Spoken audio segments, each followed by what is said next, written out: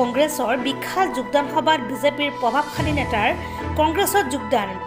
নলবাৰী জিলাৰ কংগ্ৰেছৰ সভাপতি দিগন্ত বৰ্মনৰ উপস্থিতিত যোগদান কৰে বিজেপি নেতা ইমতাজ আলীয়ে। প্ৰাক্তন পঞ্চায়ত প্ৰতিনিধি ইমতাজ আলী সহ ৩ শতাধিক বিজেপি সমৰ্থকক কংগ্ৰেছত আনুষ্ঠানিকভাৱে যোগদান কৰে। বৰক্ষেত্ৰীৰ বিধায়ক নাৰায়ণ ডেকাৰ অতি ঘনিষ্ঠ আছিল ইমতাজ আলী। এক সপ্তাহ পূৰ্বে বিজেপি নেতা দুৰ্গা ডেকাই যোগদান কৰিছিল কংগ্ৰেছত।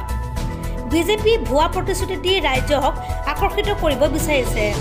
ভুৱা প্ৰতিশ্ৰুতিত ভুল নাযাবলৈ আহ্বান জিলা কংগ্ৰেছৰ সভাপতি দিগন্ত বৰ্মনৰ। আগন্তুক বিধানসভা নিৰ্বাচনত কংগ্ৰেছে ৮০খন আসন লাভ কৰি অসমত কংগ্ৰেছৰ নেতৃত্বত মিত্ৰজোঁটৰ চৰকাৰ হ'ব, এই মন্তব্য প্ৰাক্তন মুখ্যমন্ত্ৰী তথা বৰক্ষেত্ৰীৰ প্ৰাক্তন বিধায়ক ভূমিধৰ বৰ্মনৰ। ইফালে বিজেপি চৰকাৰৰ নীতিত অতিষ্ঠ হৈ কংগ্ৰেছত যোগদান কৰা বুলি উল্লেখ কৰে ইমতাজ আলীয়ে।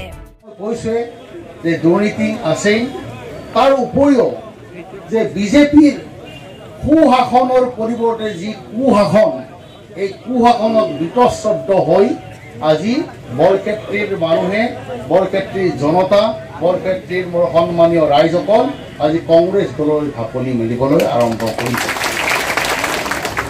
আপোনালোকে নিশ্চয় জানে যে বিগত ৪ বছৰ ৮ মাহ যিদিনা সৰ্বানন্দ সোণোৱাল ডাঙৰীয়া অসমৰ মুখ্যমন্ত্ৰী হিচাপে শপত গ্ৰহণ কৰিছিল, প্ৰথম তেওঁ ক'ত গৈছিলে? তেখেত প্ৰথম গৈছিলে NRC অফিচলৈ গৈছিলে। উদ্দেশ্য যে এখন অসমত শুদ্ধ NRC প্ৰস্তুত কৰা।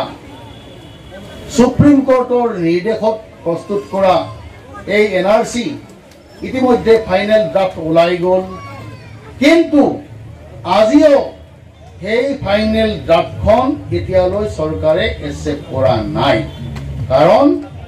ইয়াৰ কাৰণ হৈছে কি যে ইয়াত 95% মানুহৰ নাম ইয়াত সংলগ্ন হৈ আছে, সেইকাৰণে তেওঁলোক ইয়াত সন্তুষ্ট হ'ব পৰা নাই আৰু RSSৰ নিৰ্দেশত এই NRCখন তেওঁলোকে এতিয়ালৈ মানি ল'বলৈ প্ৰস্তুত হোৱা নাই।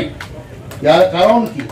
ৰাইজ আপোনালোকে নিশ্চয় জ্ঞাত যে NRCৰ নামত যোৱা ৪টা বছৰ ৮ মাহত আমাৰ news desk report K News 7।